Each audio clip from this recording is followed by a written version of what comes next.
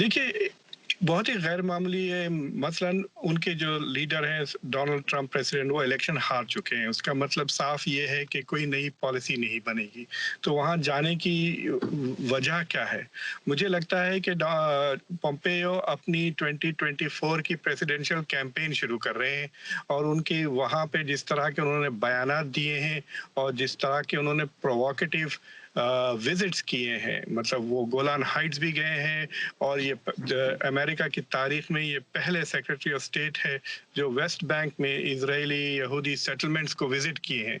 तो ये बेसिकली जो डोनाल्ड ट्रंप का प्रो इजरायली बेस है, खासतौर से इवेंजेलिकल क्रिश्चियंस का, उनका सपोर्ट हासिल करने के लिए वो गए हैं इस तरह से। और वहाँ पे जिस तरह के उन्होंने बयान दिए हैं कि जो जो चीज़ें वेस्ट बैंक के सेटलमेंट में बनेंगी उनको मेड इन इजराइल का भी लेबल दे दिया जाएगा और anti Zionism is anti Semitism.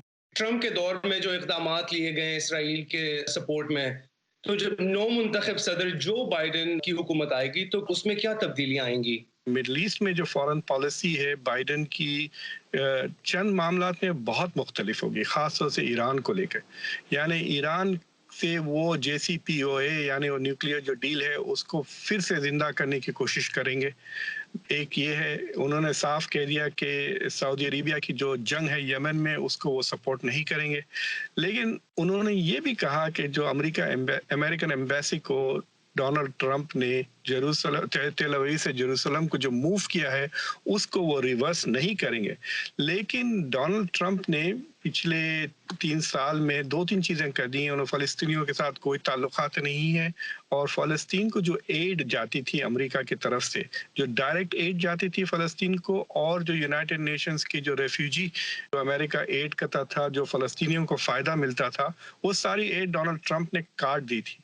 Biden का प्रॉमिस है कि वो सारी एड दोबारा शुरू कर देंगे, फ़लस्तीनियों के साथ ताल्लुकात शुरू कर देंगे। वेस्ट बैंक में जो एनेक्सेशन का जो प्लान है इजराइल का उसको भी वो अपोज करेंगे।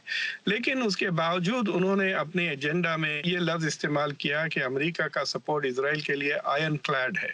यानी इजराइल कुछ भी कर ले तो अमेरिका का जो सिक्योरिटी सपोर्ट है, मिलिट्री एड है वगैरह, वो नहीं कटेंगी। तो मुझे लगता है कि जो बाइडन का जो पोजीशन है वो लफ्जी तौर पे बेहतर होगा लेकिन पॉलिसी तौर पे ज्यादा फर्क नहीं आएगा।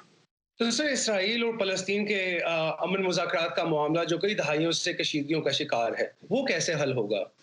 देखिए, वो तो मुझे नहीं लगता कि वो आइंदा हल होगा। पिछले 10-15 साल से जब भी अमेरिकन ने कोशिश की है, अंडर ओबामा ले लें या जॉर्ज W बुश में, एक मसला ये रहा कि फ़लस्तीनी पोजीशन डिवाइडेड है।